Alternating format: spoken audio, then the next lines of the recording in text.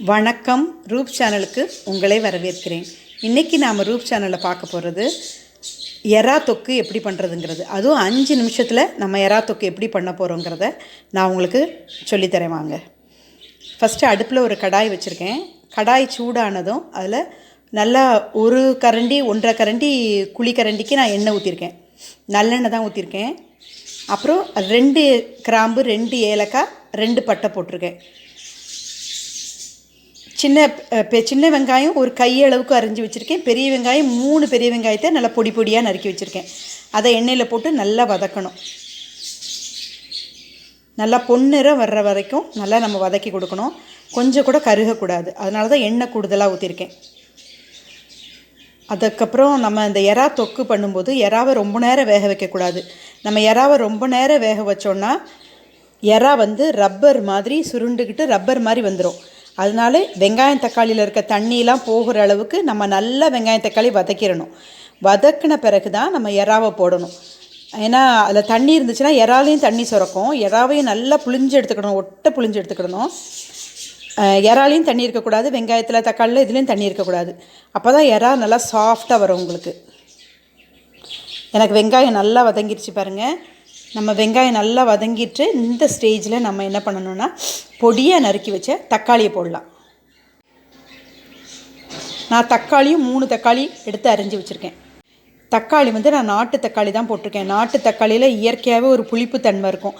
அதனால் நம்மளுக்கு எறாக்கு நமக்கு லெமன் புளிய வேண்டிய அவசியம் இல்லை. நீங்கள் பெங்களூர் தக்காளி எடுத்துருந்தீங்கன்னா கண்டிப்பாக அரை லெமன் கடைசியில் புளிஞ்சு விட்டுக்குங்க. தக்காளி நல்லா வதங்கட்டும். இந்த வதங்குற ஸ்டேஜில் கொஞ்சம் உப்பு போட்டிங்கன்னா கூட கொஞ்சம் நல்லா ஈஸியாக வதங்கும். அதனால் நான் எறாக்கு தேவையான உப்பை நான் இப்போவே போட்டுடுறேன். போட்டு நல்லா கொஞ்சம் வதக்கி கொடுத்துட்டு ஒரு மூடியை வச்சு இப்போ மூடி வச்சிடலாம். மூடி வச்சுட்டு கொஞ்சம் நல்லா தக்காளி வெந்து நல்லா மசிகிற அளவுக்கு, அதாவது கொழன்னு வர்ற அளவுக்கு நம்ம அதை வேக விட்டுறணும். தக்காளியை நான் மூடிடுறேன். மூடி வச்சு ஒரு 2 மினிட்ஸ் வதக்கினா போதும், நல்லா வதங்கிடும். பாருங்கள், வதங்கிடுச்சு நல்லா. இந்த ஸ்டேஜில் நாம் ஒரு கிளறிட்டு நம்ம இஞ்சி பூண்டு ஒரு ஸ்பூன் அளவுக்கு போட்டுக்கலாம். ஃப்ரெஷ்ஷாக அரைச்ச இஞ்சி பூண்டு 1 ஸ்பூன் போட்டுக்கிறேன். இஞ்சி பூண்டில் உள்ள பச்சை வாடை போகிற அளவுக்கு அதை நல்லா வதக்குறேன். நல்லா வதக்கிடணும்.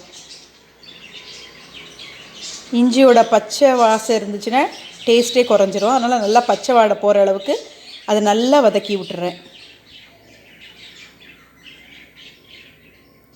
பாருங்கள், தக்காளியில் இருக்க தண்ணி இன்னும் கூட கொஞ்சம் இருக்குது. அதனால் இன்னும் கொஞ்சம் வேக விடணும். அந்த தக்காளியில் இருக்க தண்ணி ஃபுல்லாக போகணும். நான் இதுக்கு வெறும் தனி மிளகாத்தூள் தான் போடுறேன்.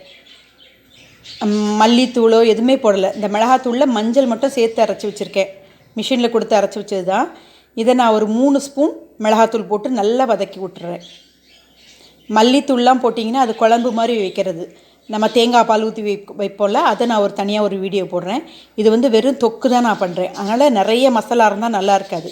அதனால் 3 ஸ்பூன் வெறும் தனி மிளகாத்தூளாக போடுங்க.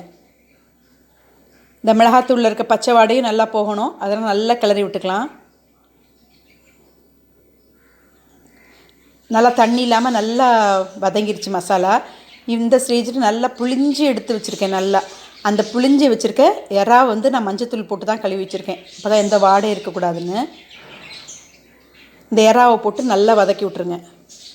ஸ்டவ்வை நம்ம குறைக்கவே வேண்டாம். நல்லா கூட்டி வச்சே நல்லா வதக்கலாம். குறைச்சி வச்சு சிம்மில் வச்சு நீங்கள் மூடி வச்சு ரொம்ப நேரம் வேக வச்சிங்கன்னா எறா ரப்பர் மாதிரி ஆயிரும். அப்புறம் டேஸ்ட்டே இருக்காது. இப்போ நல்லா வதக்கிட்டு கொஞ்ச நேரம் ஒரு நிமிஷம்தான் மூடி வைக்கிறேன். அதை எண்ணெய் மேலே சுரந்து வர்றதுக்காக 1 நிமிஷம் மூடி வச்சு திறந்துட்டேன். பாருங்கள், சிம்லேயே வைக்க வேண்டாம். நல்லா கூட்டி தான் வச்சு வேக வச்சுருக்கேன். இந்த வெந்த பிறகு ஒரு 2-3 பச்சை மிளகாவை அரிஞ்சு போடுங்க. பச்சை மிளகாவை கடைசியில் போட்டால் தான் டேஸ்ட்டாக இருக்கும். அந்த பச்சை வாடை, அந்த மிளகாவோட ஸ்மெல் இறங்குமா, சூப்பராக இருக்கும்.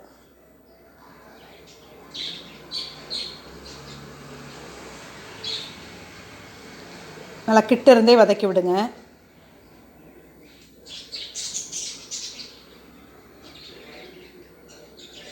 எனக்கு நல்லா எறா ஓரளவுக்கு சூப்பராக வெந்துருச்சு. இதுக்கு மேலே நான் வேக விட்டேன்னா ரப்பர் மாதிரி ஏறும். அதனால் இதுக்கப்புறம் வேக விடலை. கேஸை சுவிட்ச் ஆஃப் பண்ணிவிட்டு கொஞ்சம் கொத்தமல்லி தூவி இறக்கிற வேண்டியது. இந்த வீடியோ பிடிச்சிருந்தால் லைக் பண்ணுங்கள், ஷேர் பண்ணுங்கள், சப்ஸ்கிரைப் பண்ண மறக்காதீங்க.